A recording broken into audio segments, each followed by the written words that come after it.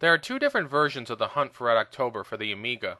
One is a submarine simulator that came out in 1987, and the other is a shoot-'em-up that came out in 1990.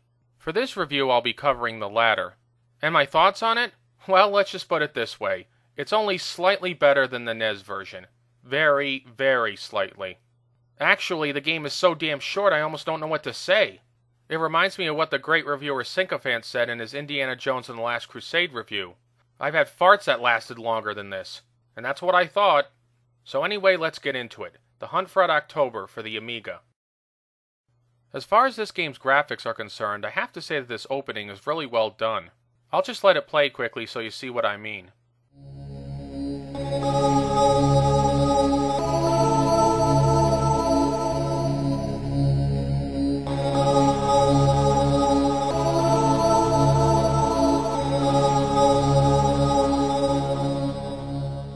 If the rest of the game's graphics had looked anywhere near this good, then they really would have had something.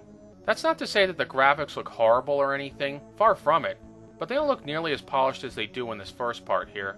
In certain parts, such as the first helicopter level, the graphics actually look very good. They have a nice amount of color and detail with the helicopter crew and the submarine. But in other levels, like the missile silo level, the game looks really flat and dull, almost like a murky still painting. The graphics in the side-scrolling submarine levels and the DSRV level are adequate at best.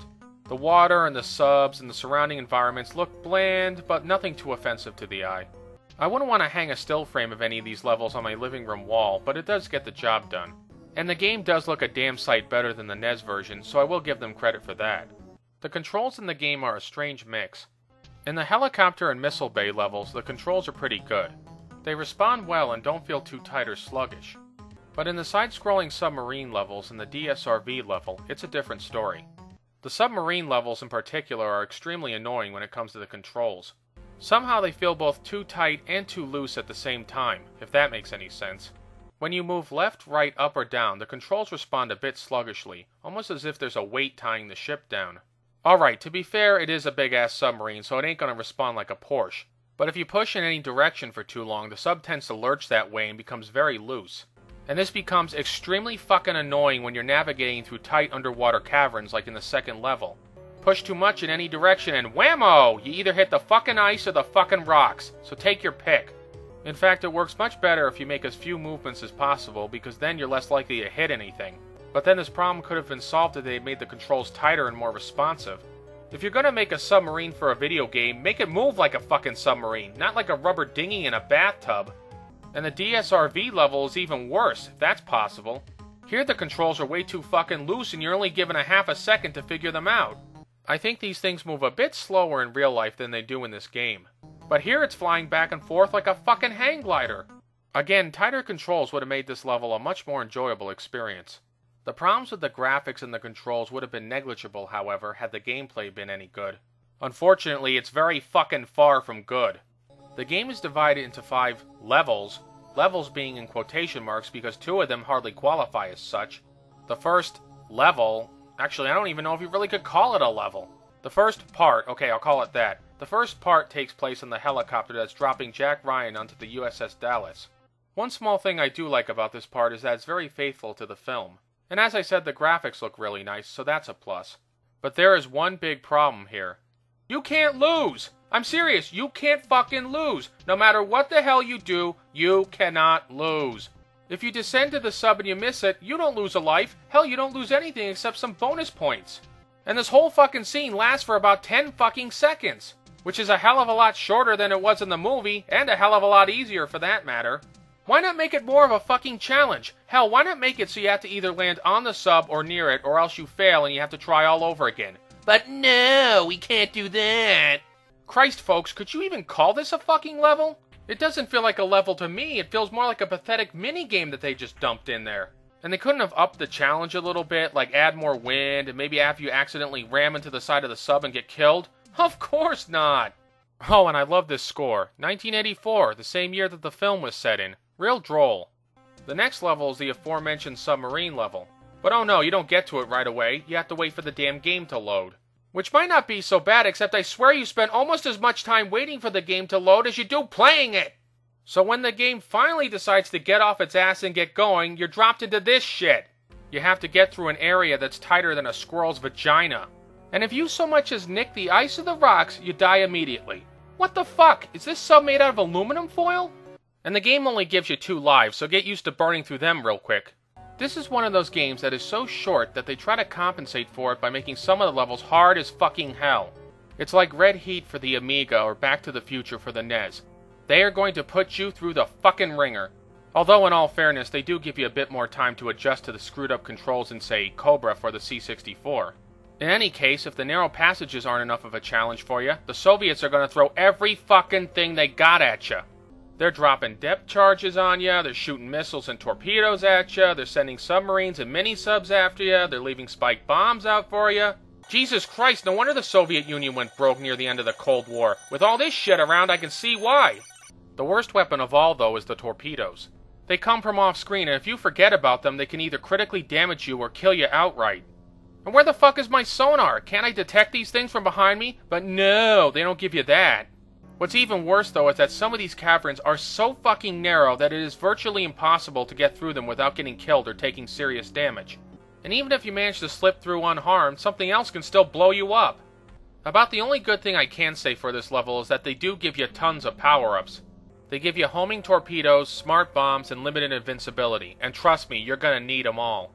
They also dumped in a boatload of extra lives, no pun intended, represented by the D symbol. Why D? I have no fucking clue. But then these game designers decided to be cute and put some of these extra lives in spots that are impossible to reach. So if you try to get the extra life, you'll end up destroying your sub. Despite all the lives and power-ups, this level is still a nightmare to get through. And there are no checkpoints or continues, so this game over screen's gonna pop up a lot. It's not bad actually, but it gets annoying after you've seen it about 1,000 times. As I said, the best strategy is typically not to move too much unless you absolutely have to. But sometimes the canyons are so tight or there is so much shit on the screen that the best thing to do is get killed off, become temporarily invincible for a second, and just pass right through it. So when you finally get through that nightmare of a trench run, you reach the end of the level. Well, hallelujah! I just hope you manage to save some lives in the process because this next part is even worse. You have to dock the mini-sub with the Red October, and it sounds so easy. Of course, yeah, sure it is. In reality, though, it's a fucking pain in the ass because the game gives you no goddamn time to get used to the controls.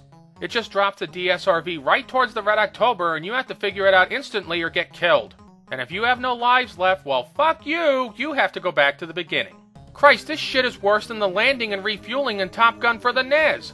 At least in that game, they gave you a minute or two to figure things out, but in this one, oh no, we're only going to give you about a half a second.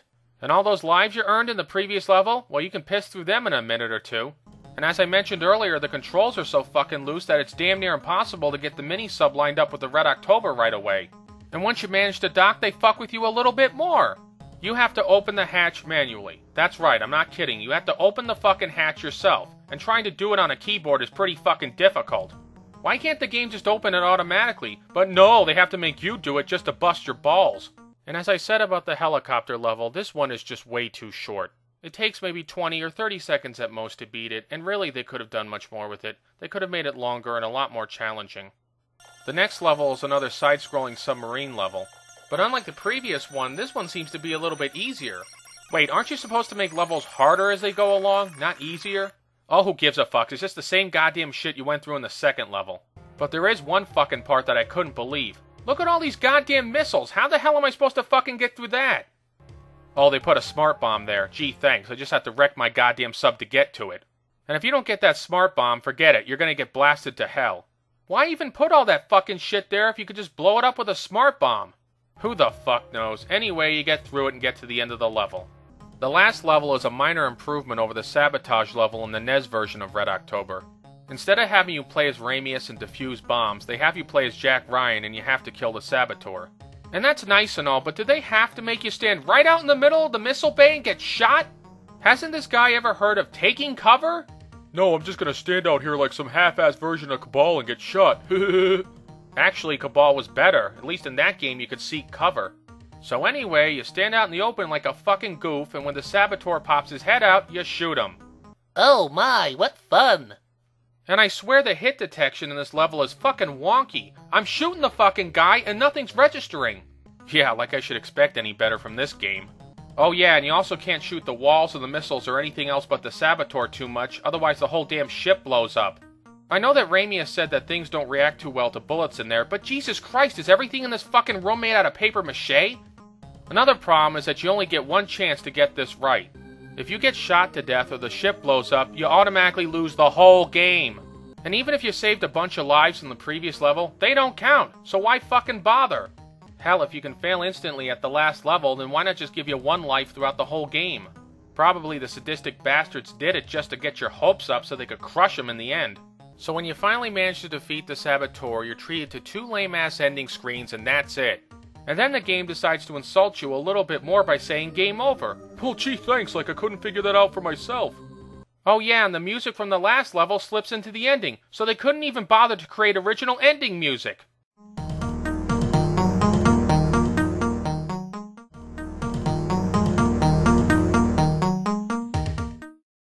How much fucking cheaper could they get? Speaking of music in this game, the tunes in it aren't bad. They're nothing too memorable, but at least they sound good, so I have no criticisms about them. Finally, my biggest complaint about this game is the length. Like I said in the beginning, this game is just too damn short. Anyway, I watched a playthrough of this game from a user named Ino or Eno or whatever his name is.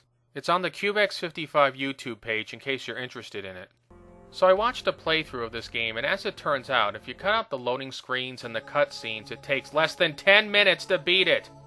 Are you fucking kidding me? Less than 10 minutes is all they could do with the Red October license. You know what? If that's all they could do with it, then they shouldn't have bought it in the first place. So in conclusion, this game is a total loss and I wouldn't recommend playing it. Then again, it comes from Grand Slam Entertainment, so that's pretty fitting when you think about it. I can't wait to see what movie license they're gonna ruin next. This is Film and Stuff signing off. Thanks for watching.